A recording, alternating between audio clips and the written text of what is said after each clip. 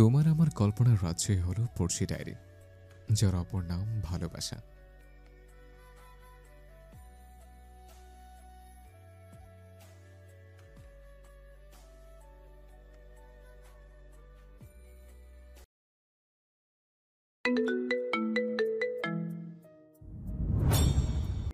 সৌন্দর্য এক গভীর অনুভূতি যা ভাষার সীমা পেরিয়ে যায়। বিশ্ব সংসারের প্রতিটি কণায় এর নিবিড় উপস্থিতি, কখনো বাহ্যিক দৃপ্তিতে, কখনো অন্তর্নীল মহিমায়, স্নিগ্ধ সূর্যোদয় বা ফুটন্ত ফুলের পাপড়িতে প্রকৃতি আমাদের তার রসে ভিজিয়ে দেয়। অথচ বাহ্যিক মোহে আমরা তার গভীর রহস্য উপেক্ষা করি। সৌন্দর্য কারো কাছে পবিত্র, কারো কাছে নিষ্পাপ, আবার কারো কাছে অপার মায়া।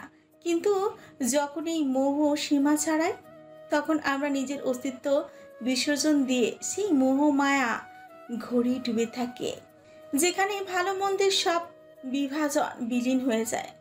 আব্দুর রহমান হাওলাদার ঢাকার একজন বিশিষ্ট শিক্ষাবিদ। গত 24 বছর যাবৎ একটি খ্যাতনামা কলেজে বাংলা সাহিত্যের আলো ছড়াচ্ছে।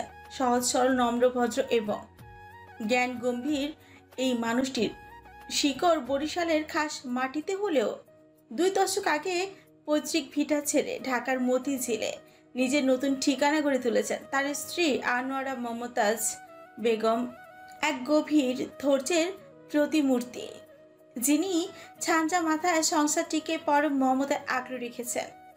মমতাজের রূপের মোহ তার শৈশব থেকেই তাকে মায়াবী জগতে বন্দী করে রেখেছে। অপার সৌন্দর্যের অধিকারী মমতাজকে ঘিরে সমাজে ছিল নানা প্রকার আলাপচারিতা। একজন নারীকে যখন অনেক পুরুষের আকর্ষণ লক্ষ্য করে, তা তার মায়ের মনে গভীর উদ্বেগের সঞ্চার করে, কারণ এই পরিস্থিতিতে মেয়ের উপর অপ্রত্যাশিত প্রভাব ফেলতে পারে। অতঃপর মমতাজের বয়স বাড়ার সঙ্গে সঙ্গে আমিনারও সেই ভয় তীব্র হতে থাকে। তাই এসএসসি পরীক্ষার শেষ হতেই মমতাজকে আব্দুর রহমানের সঙ্গে বিবাহ বন্ধনে আবদ্ধ করেন, অর্থাৎ কন্যার রূপকে সুরক্ষিত রাখার একটি উপায় খুঁজে পান। মমতাজের 2 কন্যা, আইদা আহসান মীরা ও ইলিজা আহসান মাহিমা, 2 ভিন্ন মেরুর প্রতীক। মীরার রূপ বর্ণনার ভাষা হারিয়ে যায়। সে হলো আকাশ থেকে নেমে আসা একটি উজ্জ্বল তারা, যার মুখমণ্ডলের মায়ায় মুগ্ধ হয়ে কেউ হারিয়ে যেতে পারে অনন্তের পথে। তার অপরিসীম সৌন্দর্যে মমতাজকে শৈশব থেকে ভীত করে রেখেছে। মমতাজ মীরাকে সর্বদাই পর্দার আড়ালে রেখেছে, যেন সেই ভয়ঙ্কর সৌন্দর্য কারো মনে অস্থিরতা তৈরি না করে। মীরা নিজেও মা বাবার প্রতি অগাধ শ্রদ্ধাশীল, বিনয়ী এবং ধর্মপরায়ণ। এমন এক মেয়ে যার মধ্যে শান্ত নদীর প্রবাহ বহমান। অন্যদিকে মাহিমা স্বভাবতই উচ্ছল চঞ্চল, একটি দুরন্ত হাওয়া, যে কোনো নিয়ম কানুন মানার তোয়াক্কা করে না। তার চলনে বলনে বিক্ষিপ্ততা আর নিজস্ব এক ধরনের স্বাধীনতা তাকে আলাদা চরিত্রের রূপ দিয়েছে। মায়ের মতো রূপবতী হলেও মাহিমার মধ্যে রয়েছে স্বাধীন আত্মার স্পর্শ, যা তাকে পরিবারের অন্য সদস্য থেকে পৃথক করে রেখেছে। মমতাজ মীরাকে নিজের জীবনের মতো আগলে রেখেছেন। জানেন যে অতিরিক্ত সৌন্দর্য যেমন আশীর্বাদ, তেমনটা তা অভিশাপও বটে। সেই রূপ যেন মীরার জীবনের কোনো বাধা হয়ে না দাঁড়ায়। সেই জন্য মমতাজ চিরকাল মীরার রূপকে লুকিয়ে রাখার চেষ্টা করেছেন। মতিঝিলের শান্ত কোণে দাঁড়িয়ে আছে মায়াবী মীরা মঞ্চেল। বড় সড়ো বা কোনো জাঁকজমক নেই। মার্বেল পাথরে নির্মিত এই বাড়িটির প্রতিটি কোণে নির্মলতার ছোঁয়া। প্রবেশদ্বারে কাগজের ফুল গাছে নীরবে স্বাগতম জানায়। গেটের ভেতরে রাস্তার 2 পাশে ফুলের গাছগুলো ফিসফিসিয়ে বলে গোপন কথামালা। 22 জানুয়ারি 2016, ঘড়ি কাটা ভোর 8টা ছুঁয়েছে। বাড়ির ছোট্ট কন্যা আয়নার সামনে দাঁড়িয়ে নিজের মুখের পাউডারে কোমল ছোঁয়া দিতে দিতে ব্যস্ত। আস্থার বিদ্যালয়ে একটি ছোটখাটো অনুষ্ঠান রয়েছে। সে সেইখানে গানের প্রতিযোগিতায় অংশগ্রহণ করেছে। যদিও তার মন নাচের প্রতিযোগিতায় অংশ নিতে চেয়েছিল, তবে বড় বোনের নিষেধ সেই ইচ্ছেটি পূর্ণ হয়নি। স্কুলে ফর্মাল পোশাকে সেজে কাঁধে ব্যাগ ঝুলিয়ে সিঁড়ি বেয়ে নিচে নামতেই মাহিরার কণ্ঠস্বর ভেসে এলো। আম্মু পানির পটটা দাও তো, দেরি হয়ে যাচ্ছে। মাহিমা খাবার টেবিলের কাছে পৌঁছাতে পানির পট ধরিয়ে দিয়ে মমতাজ বিলাপ জুড়ে দিলেন। কত বলি যে একটু আগে ওঠ, তা না মরার মতো ঘুমিয়ে থাকবি। খেয়ে যা, টেবিলে খাবার রেখেছি। মাহিমা বিরক্ত কণ্ঠে বলে উঠল। মা আবার শুরু করো না তো, টাকাটা দাও, বাহির থেকে কিছু খেয়ে নেব, তাড়াতাড়ি করো। হবে না, তোর বাবা কোনো টাকা দিয়ে যায়নি। মাহিমা ফ্রুকুটি করে শুধালো। তাই না? ঠিক আছে, লাগবে না টাকা, প্রাইভেটের টাকা মেরে কাজ চালিয়ে নিব। গেলাম গেলাম বলে হাসতে হাসতে গট গট করে বেরিয়ে গেল। মমতাজ রুষ্ট কণ্ঠে বলেন। আসিস বাসায়, আবার টাকা দেব তোমায়। বলে কাজে মনোযোগ দিল। অপরাহ্নের সময় পেরিয়ে প্রায় গোধূলির দিকে মীরা বিশ্ববিদ্যালয় থেকে বাড়িতে ফিরে এলো। পরনে কালো বোরকা, সঙ্গে কালো নিকাব। বোরকার ওপরে শরীরটা রঙিন একটি চাদরে আবৃত। বাড়িতে ঢুকে হাঁসফাঁস করতে করতে নিকাব খুলে নিজ কক্ষে প্রবেশ করলো। কনকনে শীতের মতো সারাদিন ক্লাস শেষে ফিরে এসে অ্যাসাইনমেন্টের জন্য হন্য হয়ে বসতে হয়। সন্ধ্যার দিকে গোসল করতে তার জন্য আরেক নতুন শাস্তি। মীরা কক্ষে ঢুকে দ্রুত গোসল সেরে নিয়ে কাঁপতে কাঁপতে চুল মুছতে লাগলো। ঠিক তখনই তার চোখে পড়ল মমতাজ ধোয়া ওঠা চা হাতে কক্ষে দাঁড়িয়ে আছেন। মীরা মৃদু হেসে বলল, দাও মা, খুব দরকার ছিল। উফ, এই হিম ধরা ঠান্ডায় ক্লাসে যাওয়ার ভালো লাগে না। চায়ের কাপটি হাতে নিয়ে সে কিছুক্ষণ এক টানা খেতে থাকে। মমতাজ মীরার মাথায় হাত নেড়ে কোমল সুরে বলেন, আর তো মাত্র কয়টা বছর, তারপর তো চাকরি করবি। এত সহজ না মা, চাকরি পেতে আবার হাজার কষ্ট। চলো এসব বাদ দাও। বাবা কোথায়? কোথায় আবার, কলেজ থেকে ফিরে আবার চায়ের দোকানে আড্ডা দিতে বেরিয়েছে। আর মাহি? মমতাজ কপালের ভাঁজে চিন্তা রেখা ফুটিয়ে বলেন, সে তো রাজরানীর মতো শুয়ে শুয়ে গেম খেলছে। মীরা হেসে ফিসফিস করে বলে, আচ্ছা মা, তুমি যাও তাহলে। কি? খাবার বেড়ে রেখেছি টেবিলে। বলেই মমতাজ সেখান থেকে চলে যান। রাতের খাবার শেষ করে মীরা মাহিমাকে ডাকার উদ্দেশ্যে তার ঘরে প্রবেশ করলো। প্রবেশ করতে দেখলো মাহিমা এক নজর ল্যাপটপে কোরিয়ান নাটক দেখায় ব্যস্ত। মাহিমার মনে মনে কোরিয়ান ছেলেরা সবসময় বাসা বেঁধে রেখেছে। তার ইচ্ছে পড়ালেখা শেষ করে বড় হয়ে কোরিয়া গিয়ে কোরিয়ান কোনো নায়ককে বিয়ে করবে। নায়ক না হলেও কোরিয়ান কোনো ছেলেকে তো বিয়ে করবেই। এই আত্মবিশ্বাসে ভরপুর মাহিমা মীরা কিঞ্চিত হাসতে হাসতে পেছন থেকে মাহিমার পিছে হালকা ছাপড় মেরে ধমকে সুরেই বলে উঠছে, খেতে হবে না? মীরার আকস্মিক আহ্বান শ্রবণ করে মাহিমা ভূত দেখার মতো ভয় পেয়ে বুকের মধ্যে থুথু দিল। তারপর ঘাড় ঘুরিয়ে শঙ্কিত গলায় বলল, ওরে মা, মিরু আপু, তোমার কি ভালো লাগে সবসময় আমাকে ভয় দেখাতে? উফ, আর একটু হলেই যাচ্ছিলাম। খারাপ লাগে না? এখন বল, রাত নেই দিন নেই, কি এত ড্রামা দেখা শুরু করেছিস তুই? তারপরে টেবিলে রাখা ল্যাপটপটি বন্ধ করে পুনরায় বলল, আগে খেয়ে নিবি তারপর ড্রামা। মাহিমা বিরক্তি নিয়ে ফ্রিকুচকে বলে, এই জন্যই আব্বুকে বললাম আমাকে একটা ল্যাপটপ কিনে দাও, তা তো দিবে না। ধুর ধুর। হয়েছে, আবার ল্যাপটপটা তো আপনার কাছেই থাকে, আবার কি খোটা দিলে? মাহিমা ক্ষুণ্ণ গলায় বলে, না রে বাপ, খেতে আয়। বলে মীরা জোর করে মাহিমাকে কেদরা থেকে তুলে নিয়ে নিচে গেল। শীতের প্রকোপ আগের থেকে কম এলেও বাইরে হালকা শীতের বাতাস এখনো গায়ে লাগে। যদিও ঘরের ভেতরে সেই শীতের আমেজ নেই, কারণ জানালা দরজা বন্ধ রাখা। আবার এদিকে শীতের মৃদু হাওয়ার সঙ্গে মিলে মিশে আছে পুরনো দিনের আলমারির সাবানার চলচ্চিত্র মাধুর্য। এই আজকে মীরার বিশ্ববিদ্যালয় বন্ধ, এমন মন কাড়া পরিবেশ। মীরার নিজ কক্ষে বাদাম খেতে খেতে পুরনো সিনেমার জগতে হারিয়ে গেছে। একটু আক্ষেপের স্বরেই বলে উঠল, এখনকার মুভি যতই সুন্দর হোক না কেন, আগের মুভিগুলোর মতো সিনেমা কখনোই হবে না। যদিও কিছু কিছু সিনেমা এখনো সুন্দর বানায়, আর সেই জন্যই সিনেমা জগৎটা টিকে আছে। কিছু সময় পর মাহিমা সাহস করে ঘরে ঢুকে মীরাকে পেছন থেকে জড়িয়ে ধরল। মাহিমা মৃদু স্বরে বলল, কি করছো আপু? মীরা ইচ্ছ হাসি দিয়ে বলল, দেখছিস তো মুভি দেখছি। এবার বলতো ব্যাপারটা কি? কারণ ছাড়া তো তোকে কখনো জড়িয়ে ধরতে দেখিনি। মাহিমা জানে মীরাকে ঘুরিয়ে পেঁচিয়ে কিছু বলার চেষ্টা বৃথা। বোন তার মতলব ঠিকই রপ্ত করতে পেরেছে। মাহিমা ইনিয়ে বিনিয়ে বলে, আরে না না, তেমন কিছু না, শুধু আম্মুর থেকে 300 টাকা এনে দাও না আপু, প্লিজ প্লিজ। মীরা মুচকি হেসে বলে, তাই তো বলি, কাহিনী কি? আমি পারবো না। আর টাকা দিয়ে কি করবি তুই? সামনেই বার্থডে, ওদের ট্রিট দেব। তুই বললেই তো হয়। মাহিমা আকুতি করে বলে, মীরা না না, তুমি বলো, তোমার কথা আম্মু শোনে, আমি বললে দিবেন না।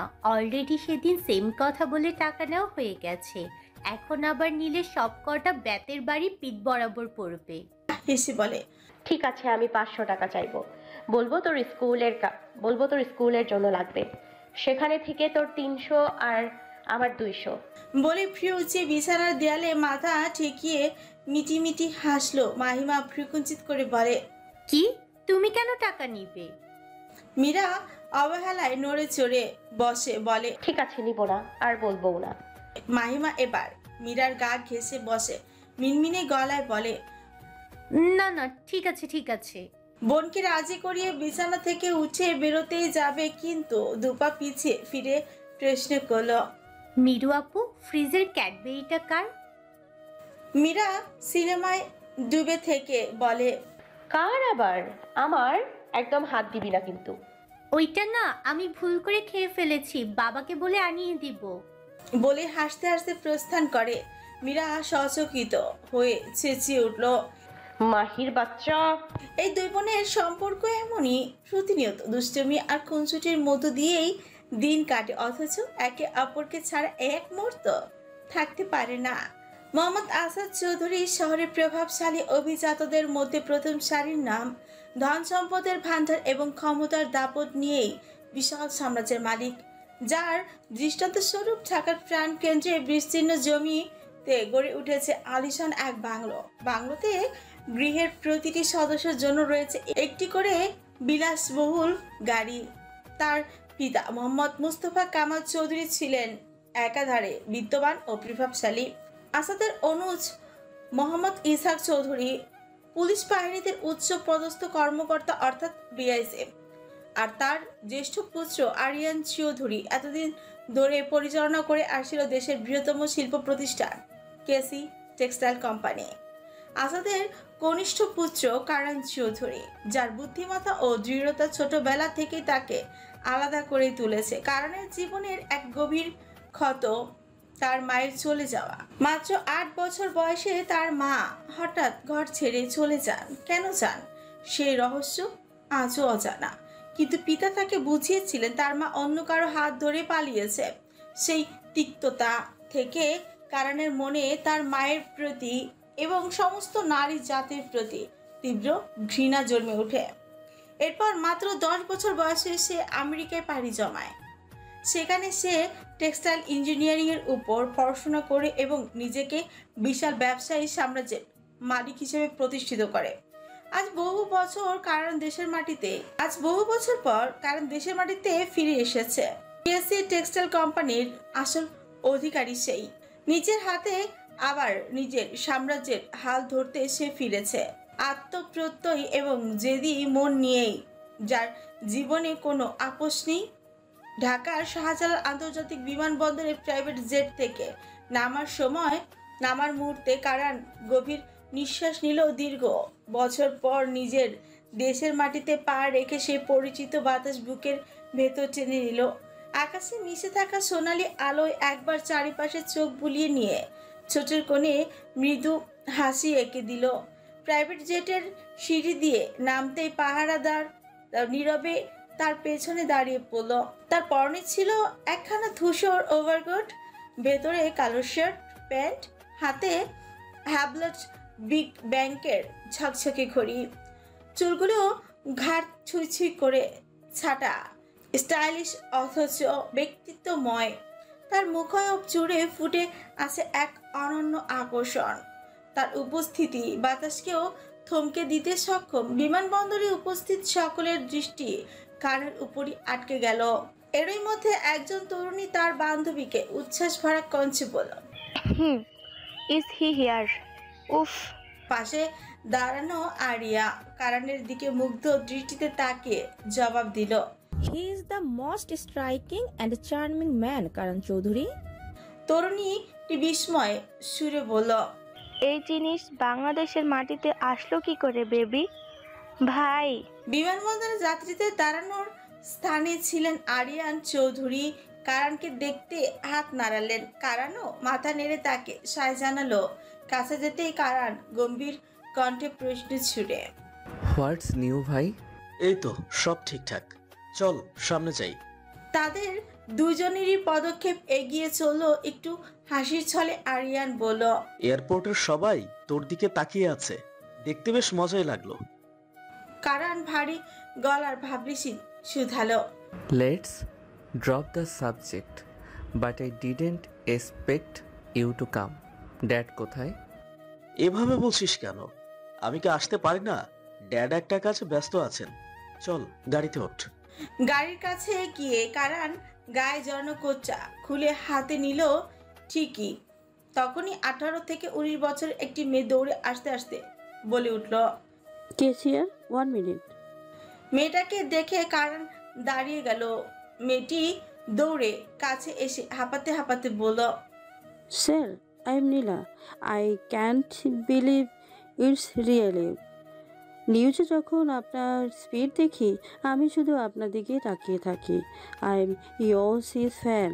Sir, I have I selfie? ওইদিকে দূরে দাঁড়িয়ে থাকা সেই দুই তরুণী নিজেদের মধ্যে আলাপ চালাচ্ছে।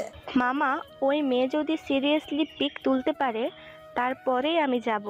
কোনোভাবেই এই চান্স মিস করা যাবে না। ভাবো, যদি কারণ চৌধুরীর সাথে পিক তুলে এফবিতে আপ দেই, ফলোয়ার্স কত বাড়বে। ওরে মামা।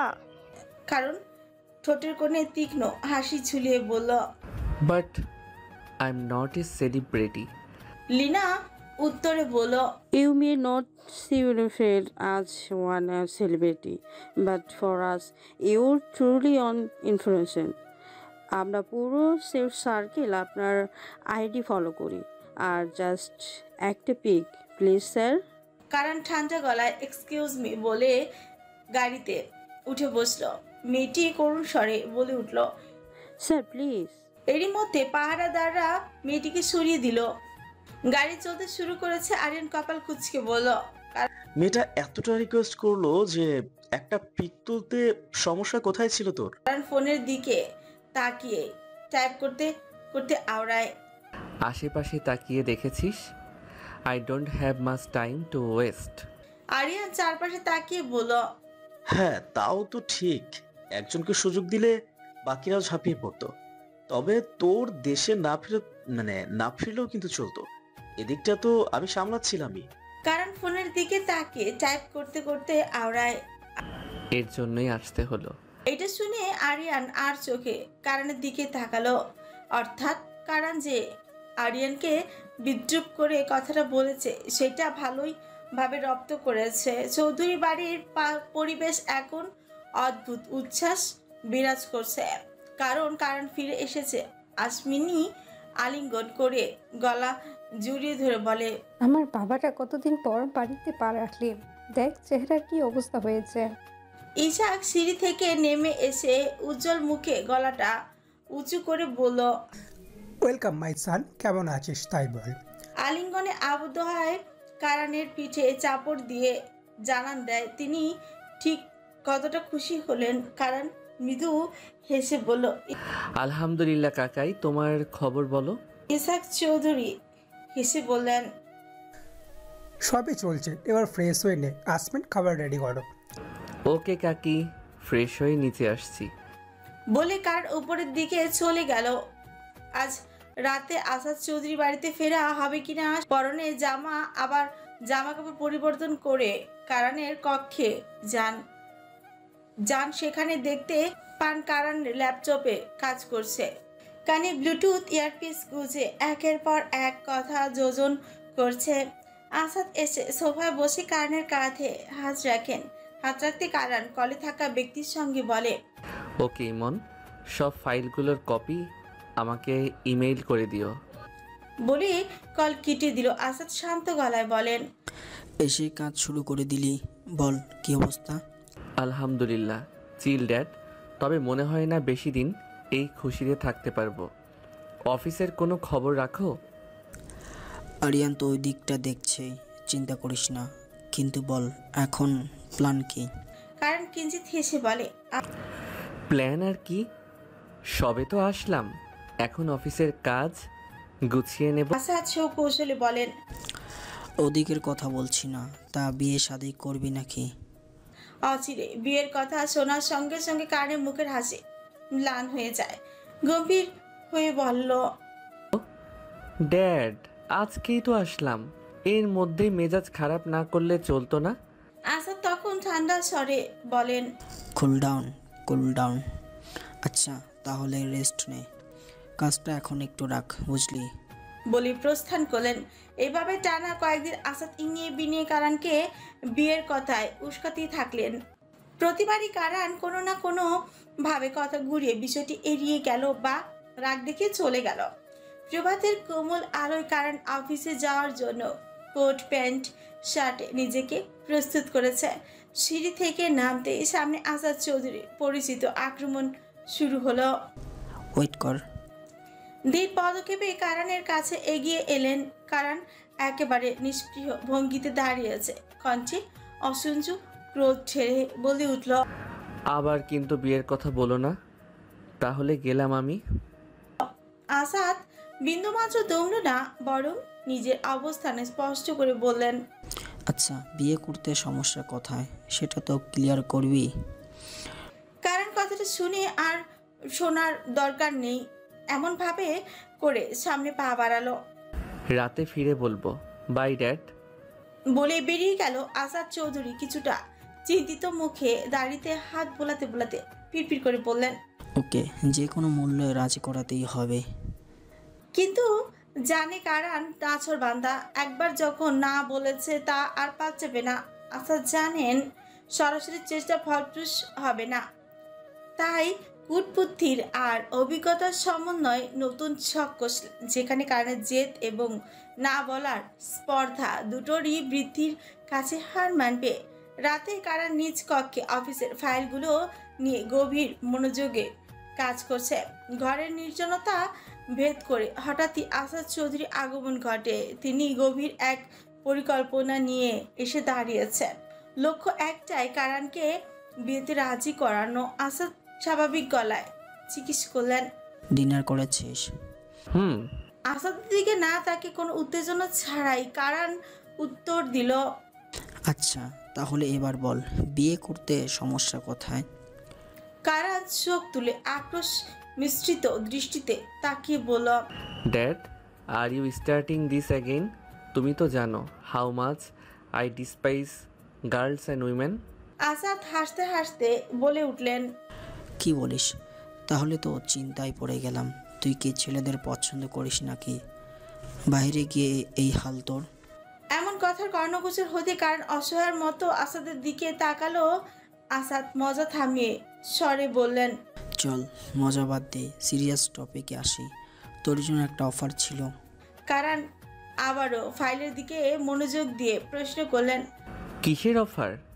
তুই যদি বিয়ে করতে রাজি থাকিস তাহলে আমেরিকার কেসি টেক্সটাইল কোম্পানির সঙ্গে মিস্টার জন জ্যাকসনের ডিলটা হয়ে যাবে।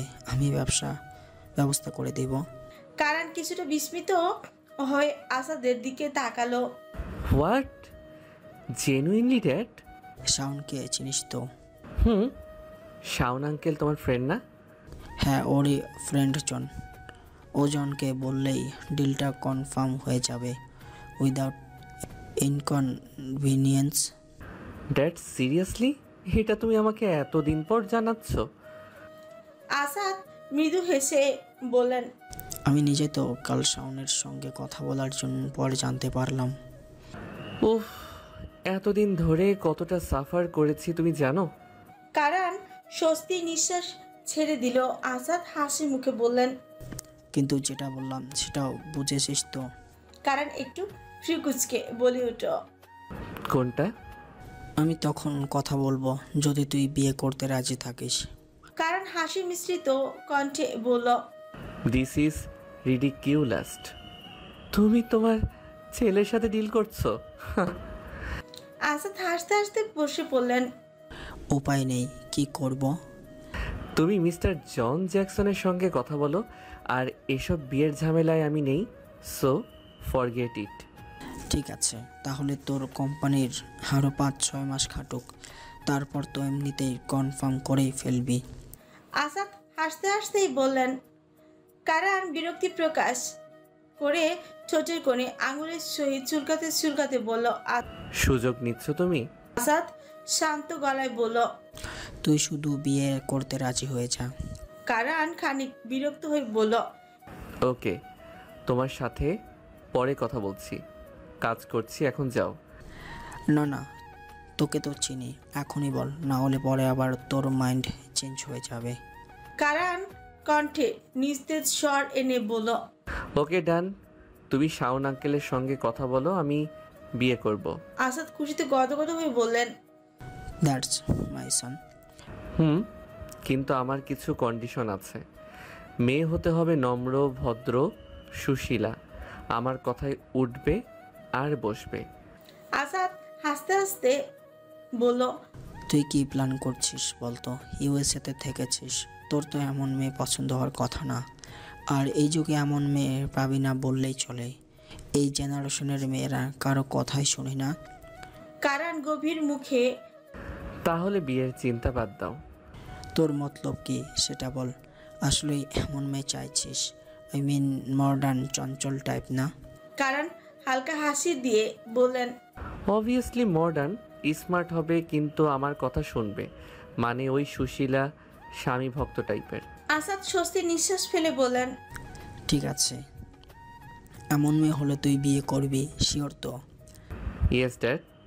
তবে মনে মনে এক ধূর্ত হাসি দিয়ে নিজেই বললেন, বিয়েটা তো শুধু ডিল কনফার্ম করার একটা ওয়ে মাত্র। বিয়ের পর ওই মেয়েকে এমনিতেই ডিভোর্স দিতে বাধ্য করব। অপরাহ্নের আলোয় মিশ্রয়মান হয়ে আসছিল। এমন সময় আসাদ চৌধুরী তার পুরনো বন্ধু আব্দুর রহমানকে ফোন করলো। প্রফুল্ল চিত্তে কথোপকথন শুরু হলো। আসসালামু আলাইকুম। কি, হ্যাঁ আব্দুর রহমান, কেমন আছিস? আসাদের কণ্ঠের উচ্ছ্বাসের ঝলক। ওয়ালাইকুম সালাম। অপর প্রান্তের থেকে আব্দুর রহমান হাস্যোজ্জ্বল কণ্ঠে সাড়া দেন।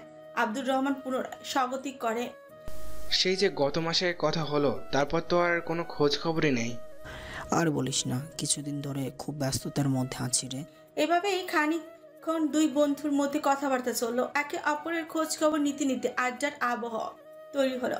এক পর্যায়ে আসাদ হঠাৎই বললেন, কারণ দেশে ফিরেছি রে। কি বলিস? এটা তো দারুণ খবর। কবে ফিরলো? আব্দুর রহমান উচ্ছ্বাসিত হয়ে জিজ্ঞেস করলেন, এই তো কিছুদিন হলো। এখন ওর বিয়ের জন্য মেয়ে খুঁজছি। তোর জানাশোনা কোনো ভদ্র শিক্ষিত মেয়ে আছে নাকি? আব্দুর রহমান হেসে বললেন, এমন বললে তো নিঃসন্দেহে নিজের মেয়ের কথাই বলতে হয়। আসাদের গলায় আনন্দের ঝিলিক ছড়িয়ে পড়ল। কি বলিস? তাহলে তো ছক্কা লেগে গেল।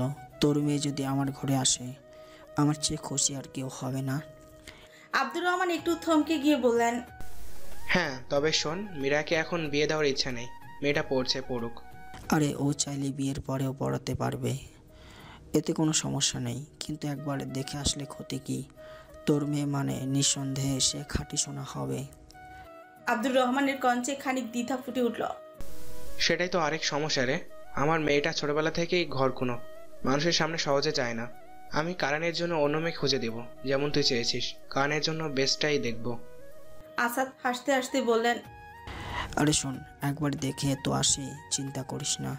মীরা ঘরে রাজরানীর মতোই থাকবে, এই ভরসা আমি তোকে দিতে পারি। কিন্তু আব্দুর রহমান কিছু বলতে চাইলে আসাদ তাকে থামিয়ে দিলেন। কিন্তু মিন্তু কিছু না, কথাটা তবে থাকলো। তুই বাড়ির সবার সাথে কথা বল, কবে দেখতে যাব জানাবি।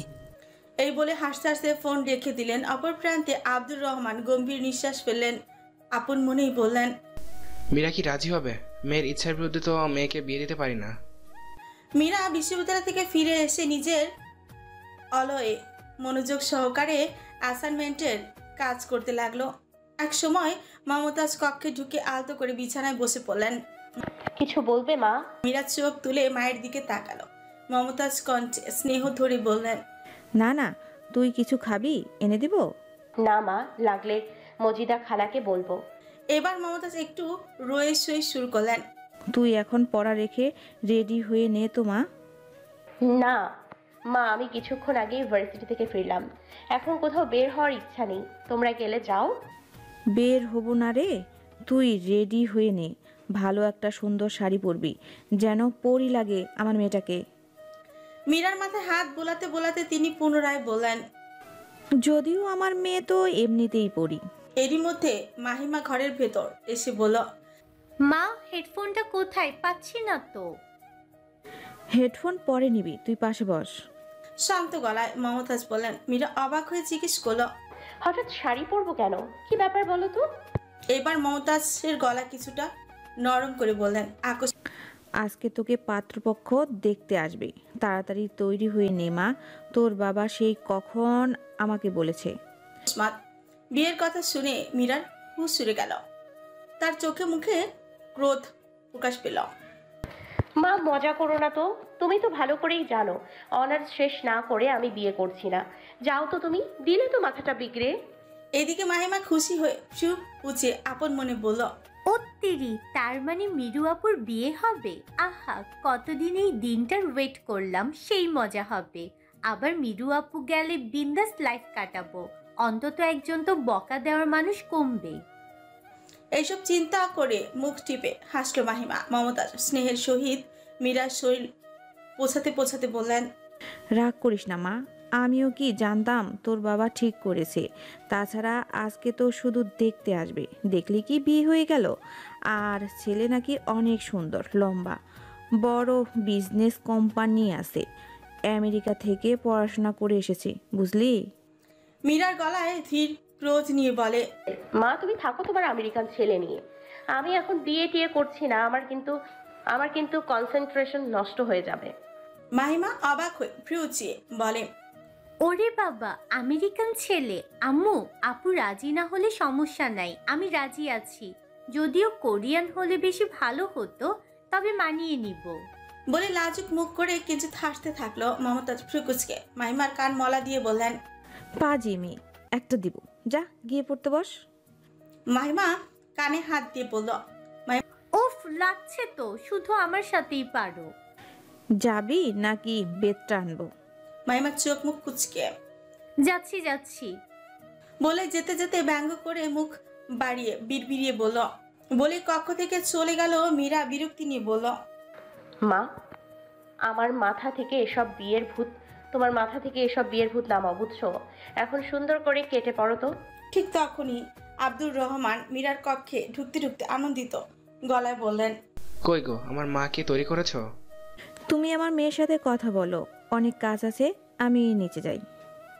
মমতাজ বলে বের হয়ে গেলেন।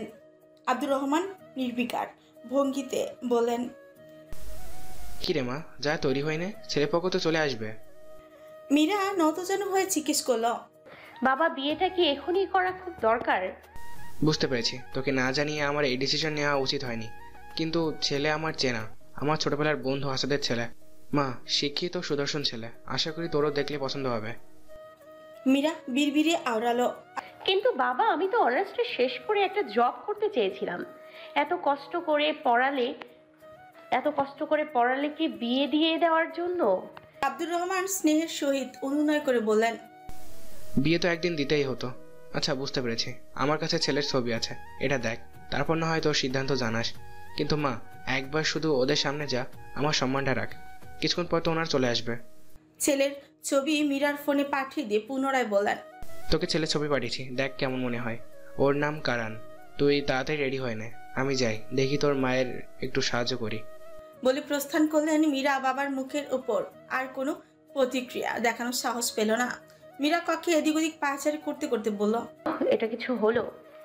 এভাবে তীরে এসে তরি ডুবতে দেয়া যায়? কত স্বপ্ন ছিল, জব করে মা বাবাকে খুশি করব, নিজের মতো করে জীবনটাকে গুছিয়ে নিব। এখন বিয়ে হয়ে গেলেই তো সব শেষ।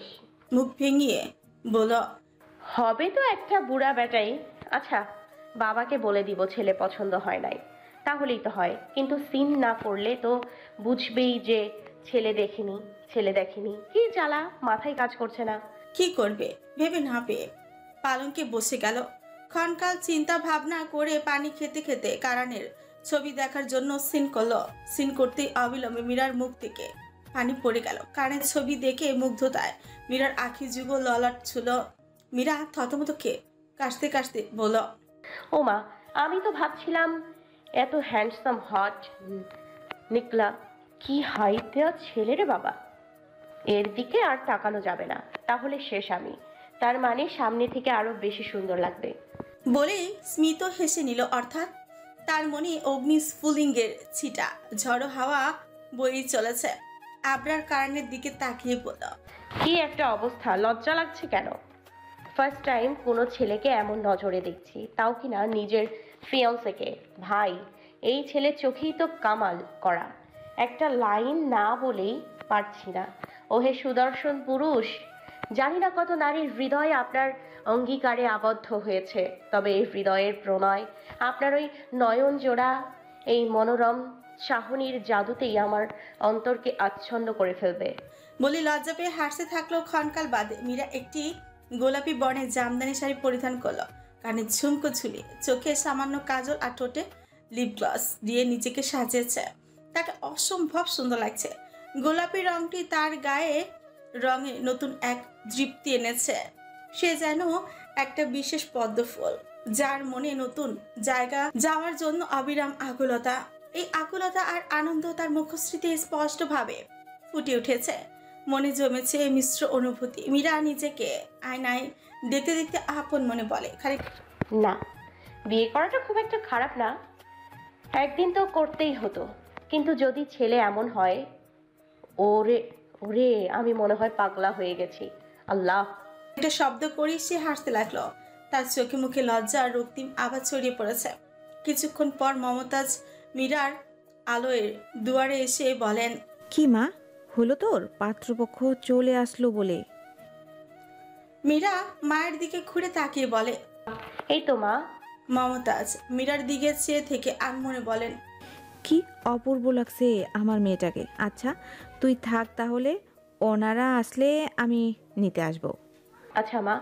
মমতাজ মৃদু হাসি মুখে প্রস্থান করলেন। পাত্রপক্ষের লোকজন এসে পৌঁছেছে, যে কারণে বাতাসে এক আনন্দের আবহ তৈরি হয়ে গেল। আসাদ চৌধুরী এবং ইশাক চৌধুরী ফর্মাল স্যুট ও কোট পরিধান করে আসলেন। আরিয়ান শুভ্র শার্ট ও প্যান্টে সজ্জিত, হাতে রয়েছে রোলেক্স ঘড়ি। আরিয়ানের স্ত্রী রুমানা পাকিস্তানি সালোয়ার কামিজে শোভিত, ছোট করে কাটা চুলগুলো খোলা, কানে ঝুলছে ছোট্ট একটি ডায়মন্ডের দোল। হাতে রয়েছে ব্র্যান্ডেড হ্যান্ডব্যাগ। তবে জাঁকজমকপূর্ণ উপস্থিতি নিয়ে এসেছেন ইসহাকের স্ত্রী আশমিনী। গাঢ় সবুজ কাঞ্চিপুরম শাড়িতে তার আবেদন অনন্য। গলায় একটি হিরে বসানো পেন্ডেন্ট, হাতে কয়েক জোড়া সোনালি চুড়ি, কানে হীরের দুল এবং পায়ে রয়েছে জমকালো হিল। তার এক গুচ্ছ চুল শক্ত করে পেছনে খোপা বাঁধা। সাথে তার ছেলে আয়াসও এসেছে। আসাদ চৌধুরী উৎফুল্ল কণ্ঠে বললেন, আসসালামু আলাইকুম আব্দুর রহমান জি। আব্দুর রহমান আলিঙ্গন করতে করতে উত্তর দিলেন, ওয়ালাইকুম সালাম। তুমি মিয়া কথাই বইলো না, ছেলের বিয়ের ব্যাপার না হলে তো তোমার খোঁজই ছিল না। আসাদ রসিকতা করতে করতে বলেন, এখন তো বিয়াই হতেই চলেছে, এখন কি ঝগড়া করবি আব্দুর রহমান? গলা উঁচিয়ে ডাকলেন তিনি। মমতাজ বৈঠকখানায় এসে আহ্লাদি কণ্ঠে বলেন, আসসালামু আলাইকুম ভাই, কেমন আছেন? আসাদ হাসতে হাসতে বলেন, ওয়ালাইকুম আসসালাম ভাবি, আলহামদুলিল্লাহ। তাহলে ভুল শুনিনি ভাবি, তো দেখছি মাশাল্লাহ। তাহলে আমার বৌমা কেমন হবে? মমতাজ ইচ্ছু হেসে বলেন, আপনারা বসেন তাহলে। শিলার মা খাবারগুলো নিয়ে এসো, আমি গিয়ে মিরুকে নিয়ে আসি। মমতাজ উপরে গিয়ে মীরাকে নিয়ে নেমে এলো। মীরা মাথার কাপড় চেনে সোফায় সবার সামনে বসলো। তাকে দেখার সাথে সাথে সবার কথা বন্ধ হয়ে গেল। আরিয়ান অবাক দৃষ্টিতে পলকহীন মীরার দিকে তাকিয়ে রইল। আশমিনী ও রোমানা একে অপরের দিকে চাওয়াচাই করতে লাগলো। সবার চোখ ছানা পড়া, যেন তারা কোনো মানুষ নয় বরং একটা পরী দেখছে কিনা। কারোর বোধগম্য হলো না। মীরা আসসালামু আলাইকুম বলে চোখ তুলে তাকাতেই দেখলো সবাই তার দিকে অবাক দৃষ্টিতে তাকিয়ে আছে। মীরা একটু লাজুক কণ্ঠে নতজানু হয়ে বলল, আপনারা চা নিন। ছোট আয়াস হঠাৎই বলে উঠল, ভাবি তো দেখছি প্রিন্সেস ফেরি। এই কথা শুনে সবার চেতনা ফিরে। মীরা মুখ লজ্জা রক্তিম হয়ে গেল। মীরা আফসোসজনিত ভাবনায় মনে মনেই বলল, কারণ কি তার মানে আসেনি? ইস, তার মানে বরটাকে দেখতে পাবো না। এরপর সবাই কথাবার্তা পাকা করে চলে গেল। মীরা কক্ষে এসে শাড়ি পরিবর্তন করতে করতে সুদ হলো, ধুর, যাকে দেখার জন্য গেলাম সেই আসলো না। চৌধুরী বাড়িতে প্রবেশ করে আসাদ উচ্ছ্বাসিত কণ্ঠে সম্ভাষণ করে, কারণ কোথায় তুই? কারণ সিঁড়ি থেকে নামতে নামতে গাড়ির চাবির রিংটা ঘোরাতে ঘোরাতে নির্বিকার ভাবে বলল। বলো। আসাদের চোখে উন্মাদনার ঝিলিক। যাকে দেখে এসেছি তুই দেখলে পাগল না হয়ে যাস। এই মেয়ে এই বাড়ির জন্য পারফেক্ট। এমন মেয়ে তো পুরো দুনিয়ায় খুঁজে পাওয়া যাবে না। কিছুটা বিরক্তি নিয়ে সামান্য চেঁচিয়ে কারণ উত্তর দিল, তোমার বলা হয়েছে মেয়ে যেমন চেয়েছি তেমন হলেই হবে, আমার আর কিছু জানার দরকার নেই। দিকে তাকিয়ে হালকা কুটিল হেসে গম্ভীর কণ্ঠে ফের বলল, বিয়ে করতে চেয়েছো, আই অ্যাগ্রি। আর কি চাও? আসাদ চৌধুরী তখন হাসি থামিয়ে বলল, আচ্ছা তুই শুধু মেয়ের একটা ছবি দেখ, তারপর না হয় ওর ওপিনিয়ন জানাবি। আমি কাহিনী বাড়াতে চাই না, বিয়ের কাজ শুরু করো। বলে ঘর থেকে বেরিয়ে গেল। তার বুগাটি গাড়ি নিয়ে বেরিয়ে পড়ল। এইদিকে আরিয়ান চুপচাপ দাঁড়িয়ে কপাল কুঁচকে মনে মনে বলল, কারণ বিয়ে না করতে চাইলে তাহলে কি দরকার ওর বিয়ে করার? মীরাকে না হয় আমি বিয়ে করি। ইস, যদি একবার পেতাম। হাত মুঠ করে নিল সে। অর্থাৎ আশা ও আকাঙ্ক্ষার তাড়না তার মনে ঝড় তুলেছে। সালটি 2018 জুলাইয়ের 4 তারিখ। সায়হানের উজ্জ্বল আলোয় একটি অচেনা মেয়ে রক্তিম মাখা শাড়িতে রাতে রক্তে ভেজা থাকা একটি ছুরি নিয়ে থানার গেটের সামনে এসে দাঁড়িয়েছে। আকস্মাৎ এমন ভয়ানক দৃশ্য দেখে পাহারা থাকা হাবিলদার আতকে উঠে দৌড়ে থানার ভিতরে গিয়ে আমান হোসেনকে ডেকে আনলেন। যখন আমান মেয়েটির সামনে এসে দাঁড়ালো তখন সে বিস্ময় কিং কর্তব্য বিমুঠ হয়ে রইল। মেয়েটি ঘোলাটে নিষ্প্রভ চোখ তুলে দুর্বল ভাঙা গলায়, আমি কারণ চৌধুরীকে মেরে ফেলেছি বলে থাপাস করে নিচে বসে পড়ল। মেয়েটি আর কোনো কথা বলেনি, শুধু 2 হাত মুষ্টিবদ্ধ করে আমানের দিকে বাড়িয়ে দিল, অর্থাৎ তাকে যেন গ্রেফতার করা হয়। মেয়েটিকে হাত করা পরিয়ে জেলের মধ্যে নিয়ে যাওয়া হলো। পরবর্তীতে জানা গেল কারণ চৌধুরী এখনো মারা যায়নি, তিনি আইসিইউতে ভর্তি। তবে তার অবস্থা এতটাই শোচনীয় যে বাঁচবে কিনা সেটা বলা মুশকিল। মেয়েটিকে দেখার দায়িত্ব পড়েছিল শারমিন নামের একজন কম বয়সী পুলিশ কর্মকর্তার উপর। উপরমহল থেকে নির্দেশ এসেছে মেয়েটিকে যেন কোনো প্রকার আঘাত বা জেরা না করা হয়। যেহেতু সে নিজেই আত্মসমর্পণ করেছে তাই তাকে কথা বলার জন্য সময় দেওয়া হোক। কিন্তু এমনটা কখনো কারো ক্ষেত্রে ঘটেনি। কেন খুনি মেয়েটির সঙ্গে এত সম্মানের সঙ্গে আচরণ করতে বলা হয়েছে সেটা পরবর্তীতে শারমিন বুঝতে পারল। সন্ধ্যা থেকে বেশ কয়েকবার শারমিন মেয়েটির জেলে প্রবেশ করে নানা প্রশ্ন করেছে, কিন্তু মেয়েটির মুখ থেকে কোনো প্রতিক্রিয়া পাওয়া যায়নি। সে নড়াচড়া বিহীন এক স্থানে নিস্তব্ধভাবে বসে আছে। পরের দিন সকালেও কয়েকবার জিজ্ঞাসাবাদ করা হয়েছে, কিন্তু আগের মতোই মেয়েটির মুখে টু শব্দ বের হয়নি। তার দেহ অসার, মুখমণ্ডল অবসাদে ছেয়ে গেছে, চক্ষুতা নিথর হয়ে গেছে অপরাঞ্চের দিকে। শারমিন বেশ বিরক্ত হয়ে বলল, ম্যাডাম অনেক হয়েছে, নয় মুখ খুলুন, না হলে অন্য ব্যবস্থা নিতে হবে।